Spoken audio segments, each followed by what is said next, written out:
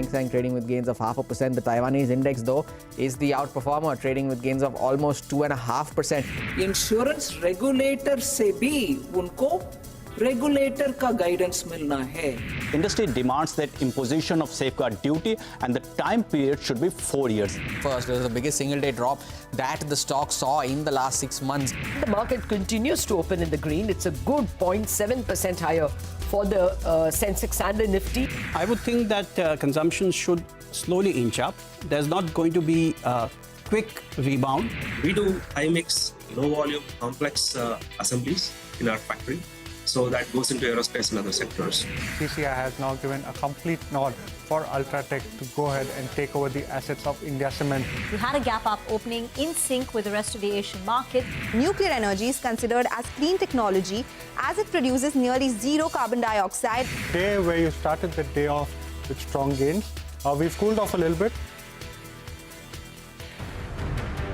Sharpest strategies, top market trends, unmatched perspectives, the trading day's most comprehensive roundup. Stay ahead with NSE Closing Bell, broadcasting live from the CNBC-TV18 Motilal Oswal studios in Mumbai.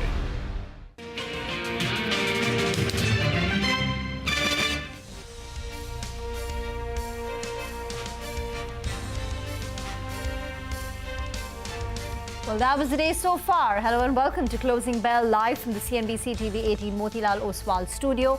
I am Reema Tendulkar. With me is Surbhi Upadhyay. Well, after 5 days of losses, today at least there is green on the screen. So it's a good day. Benchmark indices are up close to about 0.6%. But the disappointing bit is that from the highs that we were at 11:30 roughly, we slipped quite a bit, though in the last 10 minutes there is an attempt at recovery. Absolutely. So let's see what the last 1 hour brings. Was European markets, when they opened out, they had a tinge of red on them. So we've kind of taken our cue there. Asia had a good session, actually. We are the weakest market by that stretch. I mean, 0.5% gain. Asia did better than us, but Europe is in the red. So by that comparison, we're not that bad off. And today you really have, two large factors to thank. One is obviously banks, and the bank Nifty is doing really well. It's retaining a lot of that gain that it's seen today, a gain of 1% on the bank Nifty. Those are, of course, the Asian markets that I was alluding to. There we go. So it hasn't seen any sort of volatility or choppiness, at least as of now. The other piece is Reliance. Remember the positive call from Morgan Stanley that we had, Jonathan Garner giving a very optimistic view on the stock in 2025. That, I think, the street has taken note of, and Reliance today is a key pillar of support. There's some buying, across consumer names like Trent. Some of the metal names are doing better on the fact that the dollar internationally has cooled off. Those are the key sort of buy areas for the market. But Reema, I think the market will be concerned with the fact that mid-caps, remember the mid-cap market started cracking on Friday. And today, the gain is not that much. The mid-cap cool-off is more apparent. I mean, you had a couple of pointers in the red as well on the mid-cap screen. So let's see what the last hour brings. Indeed, let's find out a few trading strategies then to navigate through the last hour of trade. Mitesh is now with us for a few closing strategies. Mitesh, what are your thoughts of the day so far? And how does it set us up for the last hour and tomorrow? Yeah. So, I think the market will bounce back, which happened. I think still that process is going on. And we had a high of around 868, 65, and then from there we declined nearly 200 points. So then we started climbing. So I think this is like, a situation when the market is signaling start of some kind of a sideways activity. The declining trend or the declining move seems to have halted at least, though I don't have a sign of reversal as yet. So 23,860 and 23,660 is my boundaries. I think we might see 2-3 days of choppy consolidation leading into the expiry between this range. So, the idea is that now people should take, especially traders should take a fresh look at their strategy and positions and, change the position accordingly.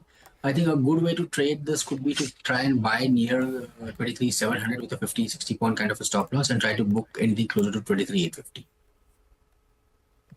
And your trading ideas, any stock-specific action?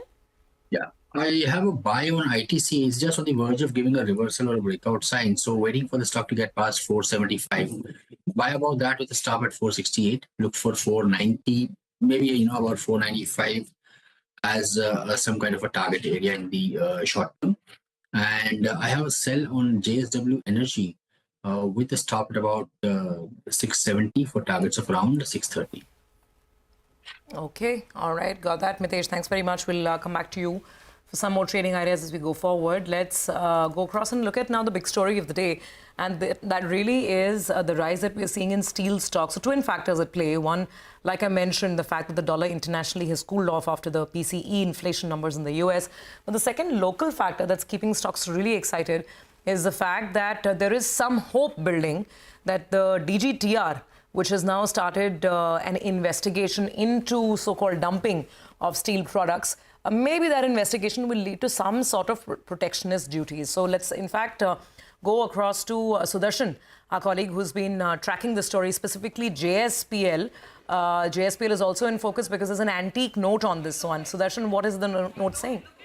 So talking specifically about JSPL, which is amongst the top Nifty, top gainers amongst steel stocks, it's up almost 3%. And Antique has today come out with a note saying it has a buy call with a target of rupees 1183 per share, implying an upside of nearly 30% from current levels. So the first reason that Antique has given on the healthy capex plans, it says capex plans could receive a major boost for JSPL as it has a capex plan of rupees 31,000 crore through FY27. Company is looking to commission a slew of projects over next couple of quarters. It will be setting up world's largest single location steel making complex by 2030, and also it will enhance crude steel making capacity to 15.9 MTPA and finished steel capacity to 13.90 MTPA. Also, there are some of the major positive internals as well. First, domestic long prices are at a premium to flat HRC. Value-added proportion in Q2 FY25 was at 53% against 47% that company had reported in Q2 FY24. Net debt to EBITDA is at comfortable level. Currently, it's at 1.2 times against company's targeted net debt to EBITDA of 1.5 times. That's also it's at comfortable level. Second, higher capacity utilization of pellet plant. Also, Antique believes it will aid volume growth in the medium term. So considering all these factors, Antique has a buy call with a target of rupees 1183 per share. Thank you very much for that. Gurmeet Chadha is now joining in, Managing Partner, CIO, Complete Circle. Gurmeet, hope you had a good weekend. Are you around for the last 2 weeks or are you taking off? No, pretty much around. Typically, I do Amritsar during year-end. So plan to do that, report to the headquarters and back for the new year. We'll miss a day of making money, right? But what about metal stocks? There is some protectionist measures that are being talked about. If it comes through, will it be material? And plus, last week there was news about how Karnataka might increase the duty on iron ore. And if that comes through, it would be a bit of a blow. Oh, yes, and you got to be tactical here, Rima, and I think the trigger are always Chinese-led stimulus. In general, when you have geopolitical issues around the world, commodities are a good hedge. They are a hedge against inflation. They are a hedge against some bit of volatility. But the kind of tariffs and issues around it, you have to be a little careful. We have a special situation. It's called Mukund in the portfolio. That's more a turnaround story with Bajaj now having 74% stakes. They are into both specialized steels and alloy steels. And we're looking at some value-added products where, the steel drums are getting replaced, level 2 in the industry. So something like, for example, Time Technoplast, not exactly related, but they have come up with a replacement of steel drums with IBC, which is, intermediate bulk containers. They have the ability to reduce storage by around 75%. They're already the leader in, plastic drums, almost with 50-60% share. And now they're getting into a lot of value-added products, which is like, your compressed gas systems, CNG cylinders, lithium battery, the packaging around it. So we are looking at level 2, opportunities here. And commodities is tactical. So we'll play non-ferrous to Hindalco and Tata Steel and Mukund as and when, there is a tactical opportunity. Okay. Got that. So that's the call on some of the steel names. Gurmeet, hi. Season's greetings to you. I wanted to just, go back to some of these names like Amber and even PG Electroplast. There's a big flare in the stocks today. Amber is up some 12-13%. I'm not sure if there's something new that the street is smelling or if this is just, buyers piling into the EMS trade.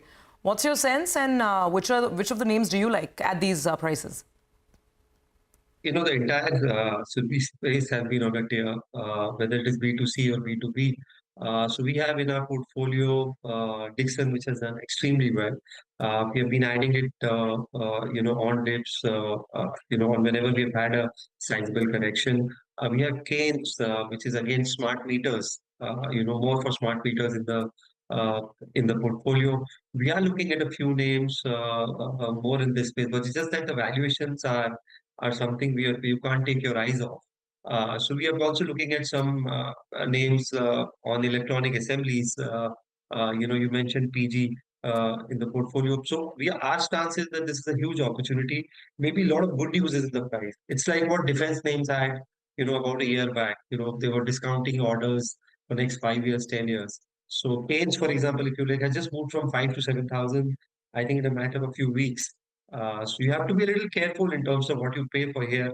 Otherwise, you would have a similar situation what happened with defense names for, let's say, last 6 months being negative and subdued. So we are more a buyer on dips. We are also looking at DCX systems, in terms of adding to the portfolio. But as I said, incrementally, we'll be happy if we get them maybe 10-20% cheaper. Okay, that's on some of these defense names. What about staffing companies like a Quest Corp or Team Lease? Generally, there's so much bullishness that India needs staffing companies. There is underpenetration of the formalized economy. Plus, there is increased need because of the gig economy workers, the manufacturing, capex push, etc.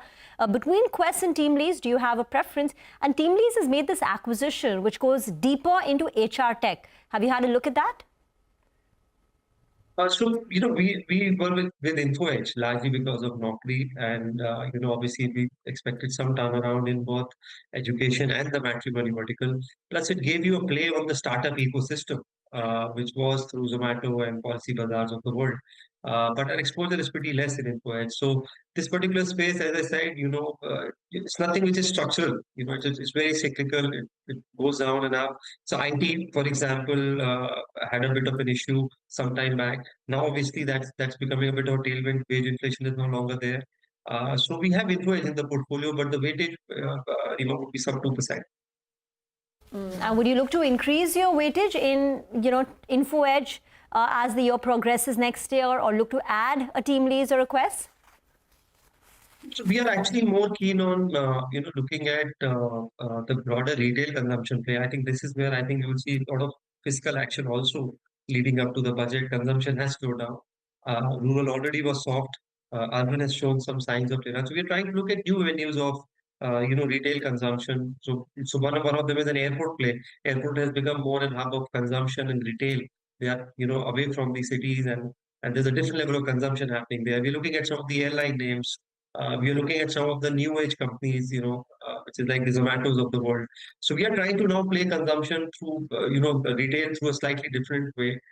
Leasing and staffing is something this, model I don't understand. And, I'm still that textbook, free cash flow, ROI basis. And it's very difficult to value this business on using traditional DCF models. Okay, so I'm just going back to that point. Gurmeet, you said that you are looking to play consumption through some of the new age names. You mentioned Zomato. It's made its entry into the Sensex, right? What a journey it's been from being an unprofitable company to being almost hated on the street and now to being celebrated and loved. It's been quite a ride. So what's the thesis? Do you like Zomato equally? Some argue that it has, more of a discount, so probably a better bet. And expand on that point of playing consumption, because it's very grey.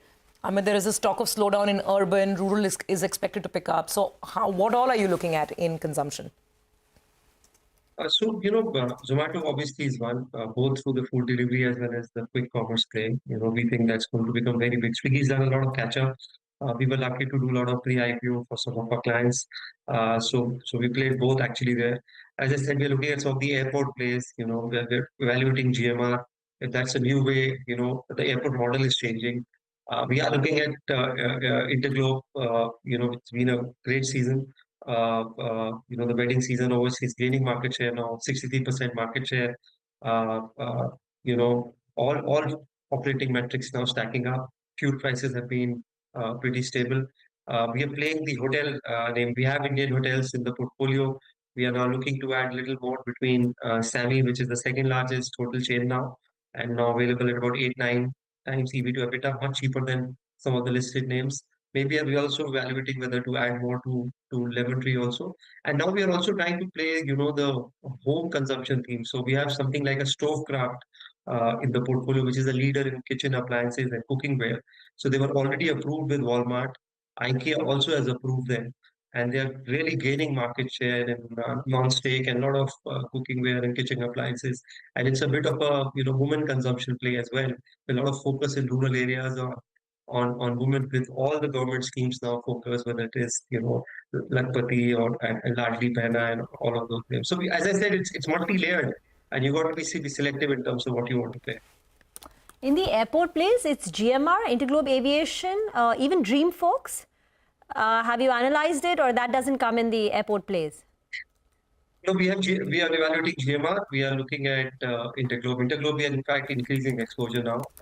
We believe that how the industry is consolidated, largely two players now, and something which has happened in telecom will happen to aviation, and listed player technically is one. So that's the scarcity premium you will also get in terms of playing Interglobe, and hasn't done anything for a while. There were promoter issues. Large block came from Gangwal. Then there were few soft quarters from Indigo. I think it's looking good now. No, and Dream folks, the one which provides lounge access, etc. to at airports, that's not a stock of interest. No, it's just that you can't buy everything. In a portfolio you can have 25-30 stocks. So it's about relative opportunity. So maybe at a slightly lower price. I'm not averse to looking at Dream folks as well. And PVR has had a rough year, 18% lower year to date 2024. Do you think 2025 will be we will be back in the theaters and PVR stock will rebound? No, I hope so. What's happened is the occupancy level, if you see, Rima, was 27%. Now, anything below 34-35%, if you see, you can't make money in this business. The rentals are high. Secondly, the F&B revenue, which really contributed to the margin, courtesy this occupancy being low, dipped. Advertisement revenue anyways is facing challenge. But I agree, this is actually cheaper than before the merger, if you ask me. And if you calculate current market cap of PVR, you're actually, getting it at kind of a 2 crore per screen, which is even below the replacement cost if somebody was to just replicate this. But, you need a better quarter. You need some of the operating metrics to improve for you to get more constructive on this. Similarly, some of the media names, including Z, etc. The valuations are very cheap. It's just that, you want one good quarter, and I'm happy buying them 10% higher, but you want to see some improvement before you want to, take a deep plunge here. Gurmeet, just hang on. We do want to take an overall market view with you as well. But since you were talking about Interglobe and you seem to be quite convinced about the story, I thought we'll also talk about a note that Elara has written today. And Elara is actually sharing Gurmeet's optimism on Interglobe Aviation. Stocks up about 1.5%. Vinny is joining in with details of this note. Vinny, so what is Elara's thesis? Yes, so surely we're seeing Interglobe Aviation that is in focus today after this double upgrade that's coming from Elara. Now, the stock is upgraded to buy from a previous sell rating. Target price is increased to 5,309 rupees. They've also raised the EPS targets for FY 27, 25, 26 and 27. So keeping an eye on that as well. Now, tailwinds, they believe that the demand is going to be strengthening. They expect a 12% CAGR growth over FY 25 to FY 28 for the industry. That will be something that is supporting the growth, and demand will be supported by new airports that are expected in Delhi as well as Mumbai in April 2025 and onwards. So that will increase the volumes and traffic in terms of that. Other than that, Interglobe Aviation will also see Pratt & Whitney aircrafts that will be coming into operation again. So that is a positive. Terminal expansions in major cities over FY 27 and 28 is a key factor. And lastly, the shift from railway traffic to air traffic is a key factor that will be supporting the growth for the industry as well as Interglobe Aviation. Okay, all right, Vinay, thank you very much for that. So that's Interglobe Aviation, a stock that Gurmeet also likes. Gurmeet, before we let you go today, I mean, what about the market as a whole? There are lots of clouds on the horizon when you talk to people from, weak earnings growth to God knows what's happening with tariffs, so on and so forth. And then this big supply of paper, all the blocks, all the IPOs. But, all things put together, if you look into the crystal ball, what do you see ahead in 2025? So, I think near term, you got to be mindful of bond yield and dollar index. I mean, if it surges, whatever good internals you may have, markets will test you in terms of flows. What has now happened is our internals have weakened. Look at our GDP numbers, our macro indicators. I think there is some slowdown. The earnings were hardly anything to talk about in H1. I don't see earnings being, more than high single digit this year on a best case. Now you're trading 21 times. So I think we are probably missing a trick here. I think we need a bit of a fiscal and monetary push to, get the consumption back. The government has to spend more, so the capex has to pick up. It has to pick up by 60% if they have to match 11 lakh crores. And you got to be more selective now. This is a year which will, you have to go level 2, level 3 on your research. We've had 2, 3 easy years of money. Even this volatility, if you see, 1 year return of mid cap index is 27%. Small cap is 25%, Nifty is about 13-14%. So this is despite the volatility. So my sense is going to be tougher next year in money making, so you need to probably moderate there. I think one thing is that the valuations in a lot of pockets are now becoming more sane. And that's when you got to be a little, slightly counter cyclical. That's why I said consumption, don't write consumption off in India. You can never write it off. Once things slightly improve, a lot of these stocks may come back. So start being a little counter cyclical, little bit of consumptions, little bit of banks, things which haven't done too well. And look at what is new India doing. I think the Nifty doesn't reflect the new India today. So the way we are consuming online, the way we are making digital payments, the way we are, our travel budgets are going up, our digital budgets are going up. So you got to go level 2, level 3, build those kind of themes in the portfolio and play this. Okay, time to go contra and find out what, the way we've all changed and our habits have changed and how it's impacting businesses and which businesses benefit from it. Gurmeet, great chat as always. Thank you for joining in. Hope to see you once more before the year closes out. We'll slip into a break. On the other side, we'll invite Nikhil Ranka from Nuvama Asset Management on the other side.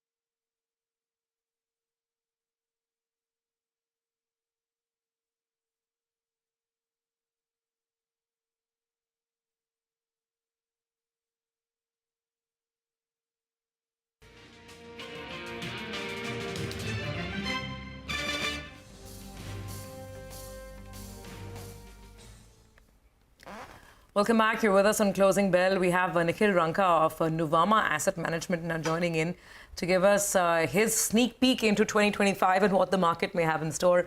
Nikhil, good to have you on. Thanks for joining in. So it's been a tough Q2 the last couple of months, right? We've got so much of negative news flow from earnings to GDP slowdown to, government capex not as strong as one would have hoped for, at least in the first half. But now as you look at 2025, let's start with the headline call first. Range bound, maybe some more downside, or will the market surprise us all and take off? Well, good afternoon, Surbi and Rima, and thanks for having me on the show.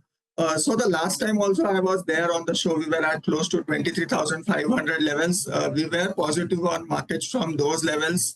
The markets rallied almost to 24,800, and then we've seen this fresh round of selling from FIs post the guidance from Fed of only 2 rate cuts in 2025. Now, if you look at sort of last quarter or the quarter which is going on, you have to see we've seen the largest selling by FIs in a single quarter that has happened in the history of Indian capital markets. We had in excess of $20 billion of selling. We had record primary market issuance. We had close to $3 billion of issuance in the month of December itself. And to top it, we have one of the slowest earnings growth that we have seen in the last 10-12 quarters. But if you look at it, my sense is the commentary should turn substantially better as we head into Q3 or the new year in that sense. We should see the earnings for Q4 should be substantially better because December, the festive season has been good for a lot of companies. In terms of FI flows, with the $20 billion of selling that we have seen, the sort of overweight of India in the MSCI emerging market would have come down substantially, and therefore the incremental selling that we will see from FI should be far lower as we head into the next quarter. And therefore our view is this range of 23,300 to 23,500 should prove to be a very good support for the markets. And we should head on an upward trajectory from here on. My view is we should be closer to 25,000 levels, closer to March, April. Nikhil, hi. Afternoon. This is Rima here. In terms of constructing portfolio, is it time to look at some contra bets, stocks and sectors which haven't performed in 2024, like specialty chemicals or metals have been fairly beaten down? Is it time to look at any, would you have any contra bets or consumption, for instance? So Rima, I would say that steel can have a very good tactical rally over the next 2-3 months.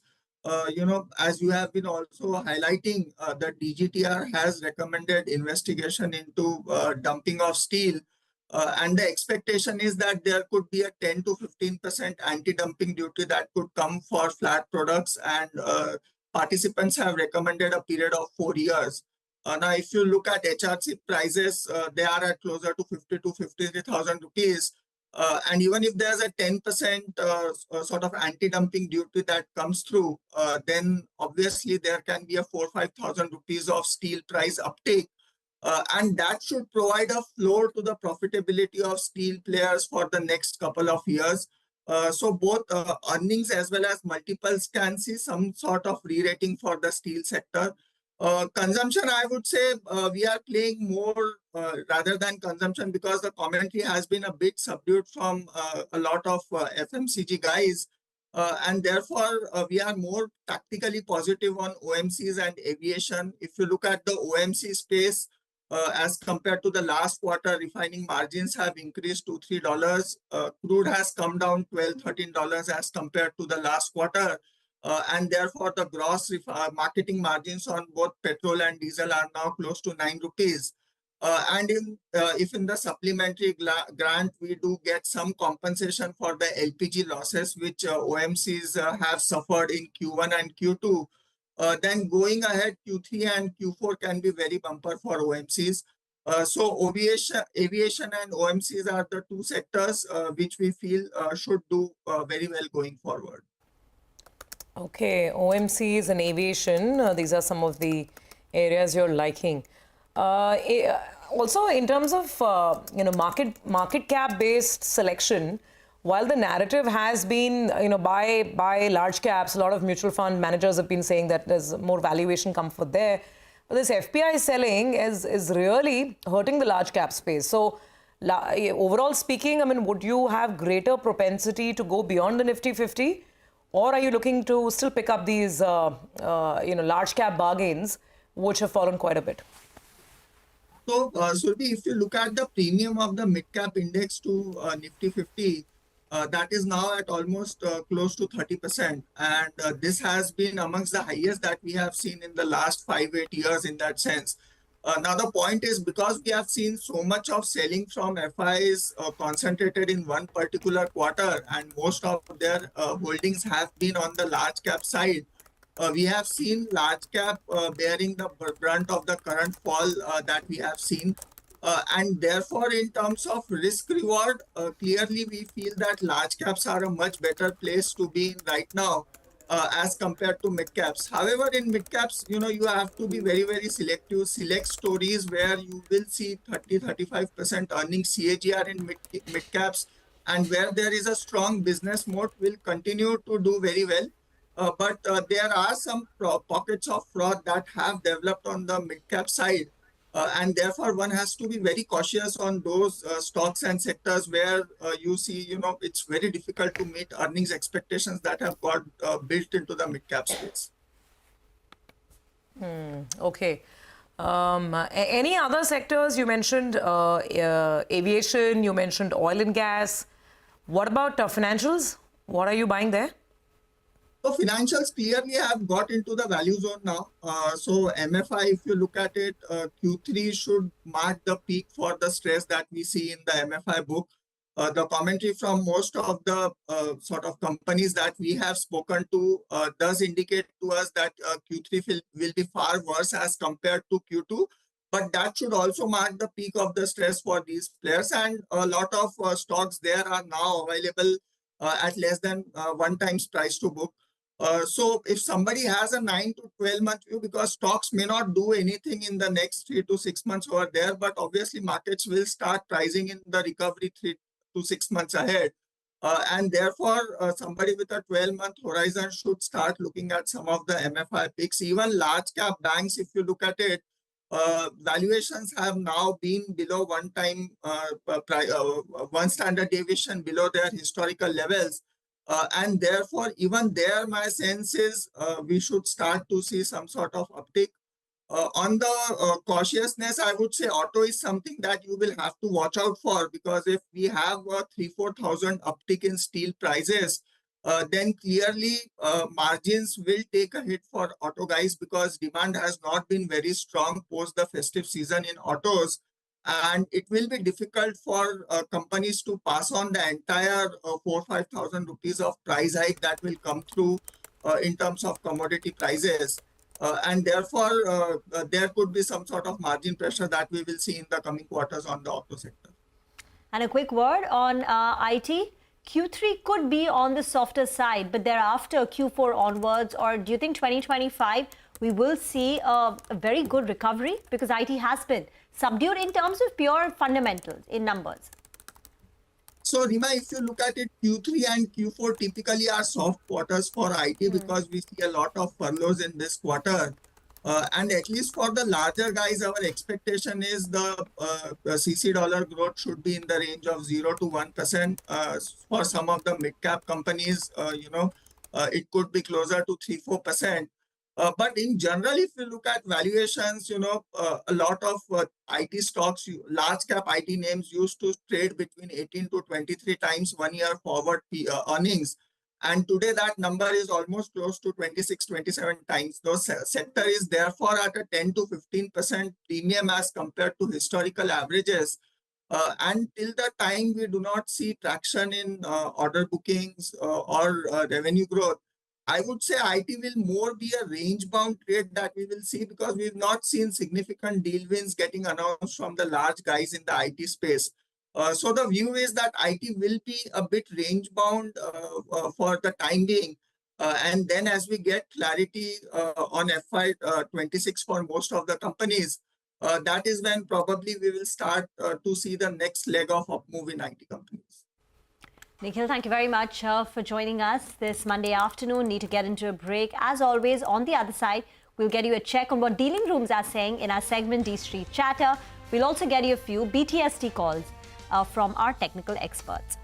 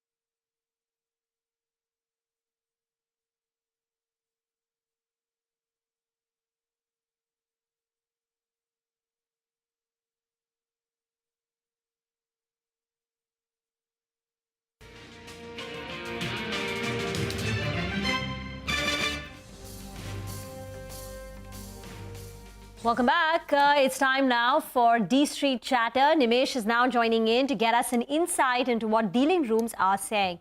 Nimesh, pretty good day so far. Absolutely, Riman. A good day for the markets, and again, it looks good because of the oversold levels what we saw last week. So, kind of a pullback rally from extremely oversold levels. But if you look at today's market, we've given up some gains from the highs. So there is a bit of selling as well at higher levels. That's the overall feedback. From a flow perspective, it's 1:1. So again, equal buy and sell from large institutions. In fact, this is going to only go down or slow down in the days to come. So obviously, towards the year end. From a sector point of view, banks have done well today, and within that, the private banks have done well, and a bit of buying is seen in the PSU names as well. So a lot of PSU stocks have also seen a bit of a pullback from the recent oversold levels. So those are the sectors to watch out for.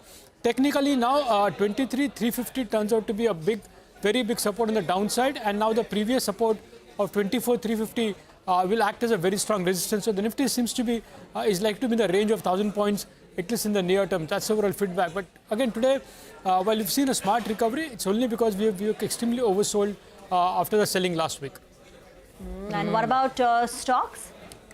Well, some individual names are buzzing in trade today. So the first stock is Intellect Design. Big move on that name. The stock is up 12%. Volumes are on the higher side. Some bit of flows as well from larger HNIs is what I understand. But remember, I guess the street got excited post the analyst meet on Friday, where they spoke extensively about their new AI platform. So that's keeping the stock exciting. So that's the first name. The second stock is Healthcare Global. Well, the stock is down in today's trade, down 6%, but in general, in the last 1 month or so, it's been in a consolidation phase. I understand there's going to be a large block deal in Healthcare Global very soon. More than 10% equity is likely to change hands there, so that's something to track there. And the last is Manappuram Finance. Again, a big move on that name. In the last couple of weeks, we've seen a bit recovery, in that name as well. In fact, for the last couple of days, while the stock has been in and out of the FNO ban, there is derivative-based buying happening from larger FIIs, and the street is anticipating some corporate development very soon in Manappuram Finance. Okay, all right. Nimesh got that. By the way, there's that flash at the bottom of our screen. So Feb 1st, it was always anticipated that it'll be a trading day because we have the budget presentation. But we're just trying to understand the details of it, whether it's the equity segment that's going to be open till 5 o'clock, which would be a little surprising, or whether it is perhaps the currency market that is open till 5 o'clock. We are just going to get some clarity and get back to that. Actually, if I look at the release that has come in from the NSE, it says normal market open timing 9 hours, normal market close timing 1700 hours. So it doesn't talk about the segment, but we're getting more clarity on this, whether this is applicable to equities or to other asset classes. But yeah, it's going to be a working Saturday on the 1st of February.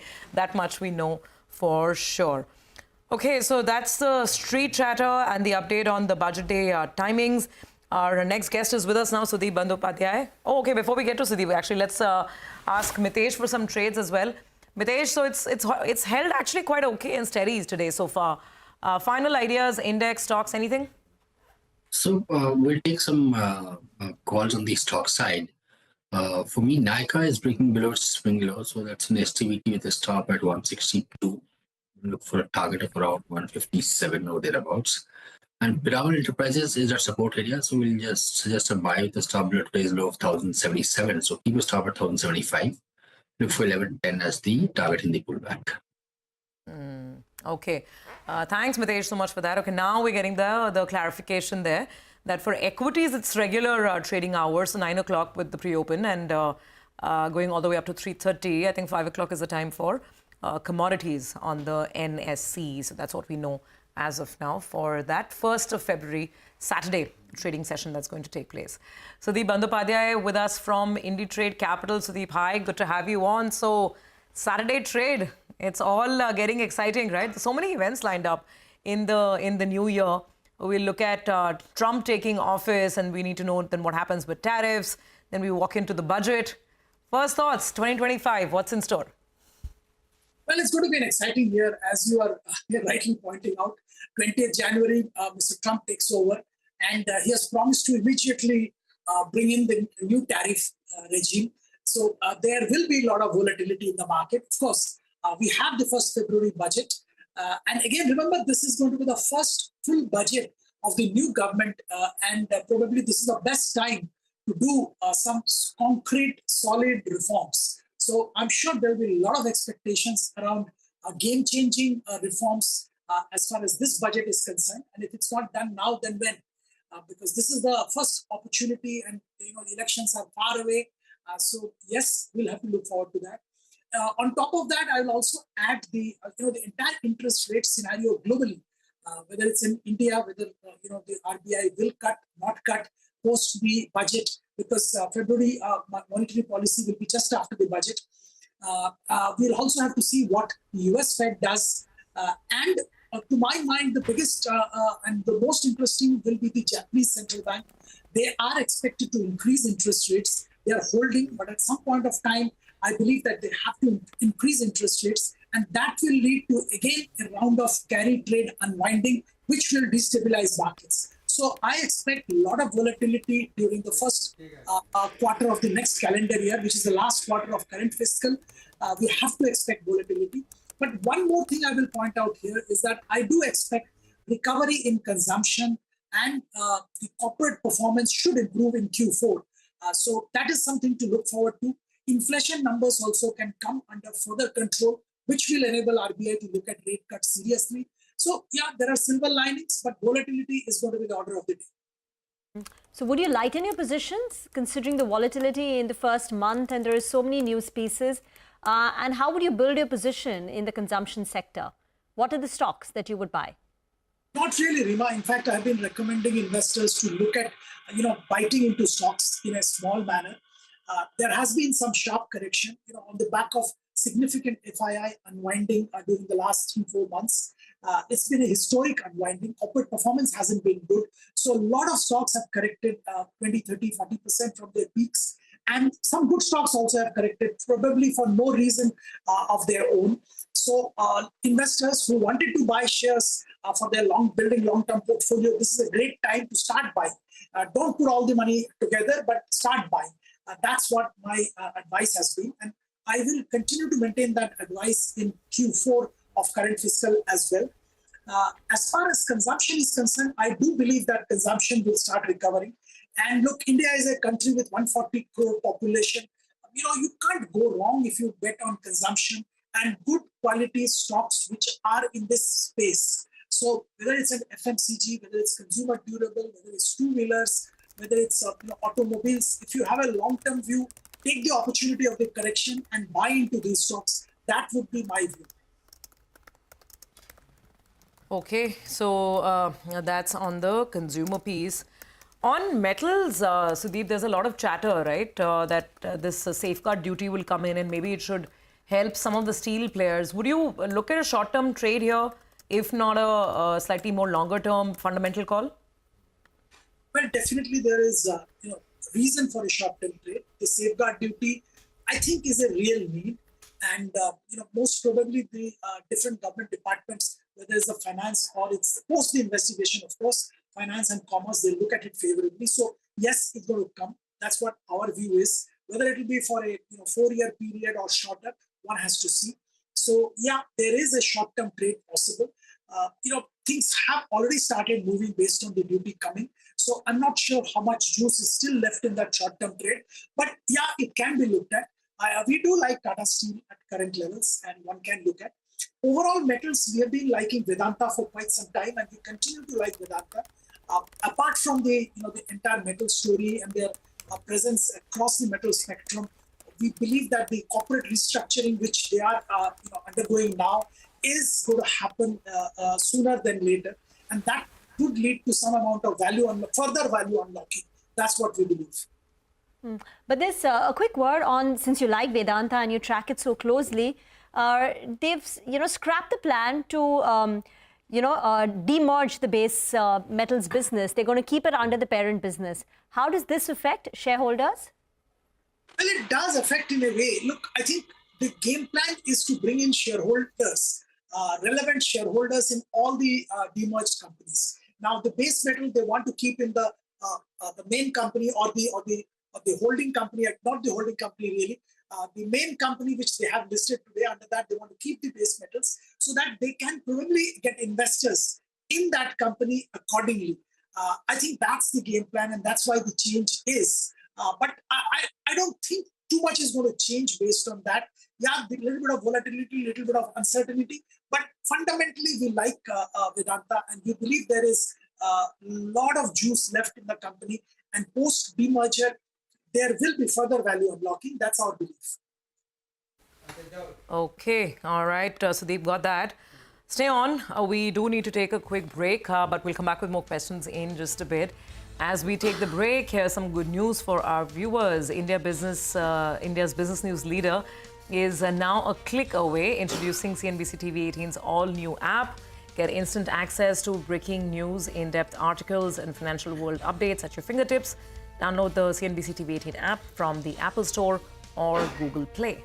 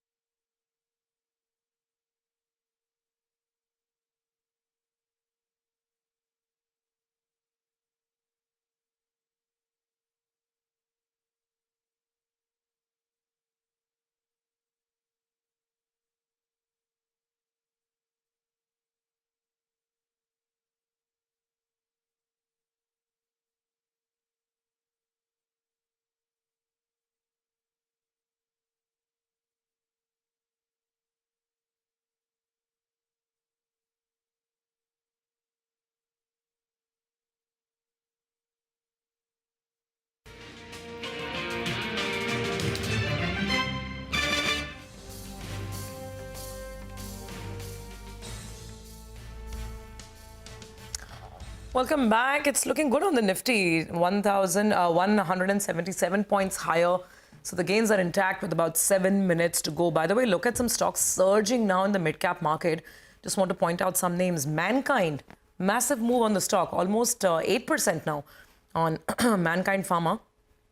There's also Kaplan Point that's on the move. And look at what has happened to Intellect Design Arena. Intellect has just taken off completely. There's a 20% surge on Intellect today. We have to, of course, keep the caveat in mind that in general, volumes might not be the biggest on these stocks. But anyway, the moves are absolutely staggering. Well, more on them in just a bit. But let's actually get you the outlook for 2025 from the group at Macquarie. How will the market fare? What are the growth headwinds? And what are the key stocks and sectors to look out for? We caught up with Aditya Suresh as well as Sandeep Bhatia. Take a look. We're far more optimistic on telecom and IT compared to the benchmark. We're a bit more optimistic on healthcare as a space. We end up being neutral on financials. We end up being meaningfully negative on consumer, right? That's kind of a key underweight here for us. Industrials is about kind of in line. So that's kind of the broad kind of flavor of kind of how we're positioned. We still think that the first half government capex kind of slowdown was more a blip. So we're still behind the theme in full. But I think it's more that bottom-up list again is more in terms of what's already in expectations and where there is a bit of upside in the multiple.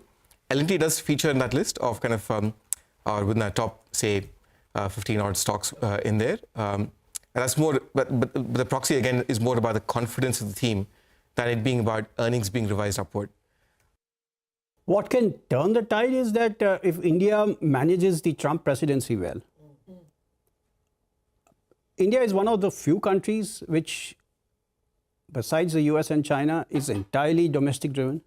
But for the first time, I would say, the way the world is positioned, the US is actually pivoting in a major way. If the US pivots away from being the consumer of the last resort, then there is a growth challenge for the rest of the world, and including India, especially where we are most exposed to, which is in IT services. H-1B visas could be something which the US government can take up. So all these issues, if Trump comes down with a sledgehammer on tariffs or on some policies which make it difficult for our businesses to operate, there could be a correction in the market. There would eventually be a reset and Indian companies will come out stronger and better, but there would be definitely an impact on the markets. Okay, that's the view coming in from the top team at Macquarie. We're still in conversation with Sudeep Bandopadhyay of IndiTrade Capital. Sudeep, you want to come in on Intellect Design Arena? What's happening? 20% up move. Nimesh was telling us they spoke to a few analysts, got the street excited. Is Intellect Design Arena a stock that you've looked at and tracked? In fact, the analyst call was pretty interesting. The emphasis on AI and AI-related developments got the street excited. We know AI is the word which gets pretty much everybody worked up nowadays. So I think it's a reaction to that. Of course, the volumes are not that, I think, great. But yes, I think the analyst call did the trick. I won't recommend buying in post this sharp rally of about 17.5–18%, which it did today. But it's a space worth watching. And if and when there are a little bit of correction or the counter cools down, one can look at it from a 12-month plus perspective. That's on Intellect Design Arena, one of the big movers of the day. Sterling and Wilson, they won a large order of 1,200 crore rupees. And even in Q2, I mean, generally the order wins have been quite strong for Sterling and Wilson. The stock is up 5.5% today. Do you like Sterling and Wilson? Overall, in fact, the construction infrastructure, this space looks very interesting with the kind of government spending which is happening already and private sector capex also picking up. I think the prospect for pretty much all these companies in construction, infrastructure and related segments are pretty bright. So yes, Sterling and Wilson looks good. Of course, they have cleaned up quite a bit of their balance sheet and the debt has become manageable So things are improving definitely at Sterling and Wilson, and this counter can be looked at for taking exposure. Of course, whenever we looked at this entire space, the big daddy Larsen & Toubro always looms large, and for an investor's point of view, the first port of call should be Larsen & Toubro. Any other ideas? Well, I think I do like this Vatik Wabak. We know what happened when they lost that Saudi order of 2,700 crore. It does have a short-term impact, but I think it gave the investors an opportunity to pick up the stock at a slightly lower valuation from a long-term perspective. I think it is the company of the future, with the kind of expansion, with the kind of product range, with the kind of effective way in which they've been managing the book. It's definitely worth picking up at these reduced levels. Short-term may not be great, but medium to long-term looks fantastic. Okay, all right, Sudeep. We will wind it up on that note then for now. Thank you very much for being with us. We'll, of course, discuss some more ideas with you in just a bit on Markets Forward. But for now, let's start winding down what has been a reasonably good session for the bulls, who were slammed very hard last week. So this week, to start off with Monday, we've got a 170 point tally on the Nifty, and fairly broad-based: consumer, steel, metals, and a bit of oil and gas as well. So JSW Steel up about 2%, ITC up 2%, Hindalco 2%, ONGC and Reliance have had a good session, about 1.5% on both of those stocks.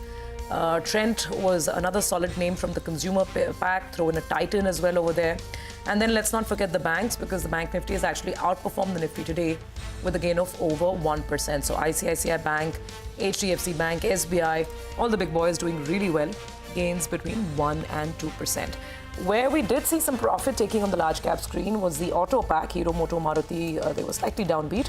Some selling on Bajaj Finserv and HDFC Life. By the way, insurers, even beyond the Nifty, like ICICI, Prudential, Lombard, Max, all these names, New India Assurance, all these names were down because the GST changes on insurance, both life and health, they have been deferred. Despite it being a good day, at least on the frontline indices, the advanced decline ratio closed well in favor of the number of stocks declining. So we had about 1,000 stocks advancing for 1,500 stocks in the red. So that's disappointing. The mid-cap index managed to close up in the green, but there were moments through the trade where the mid-cap index was dipping into the red. Small cap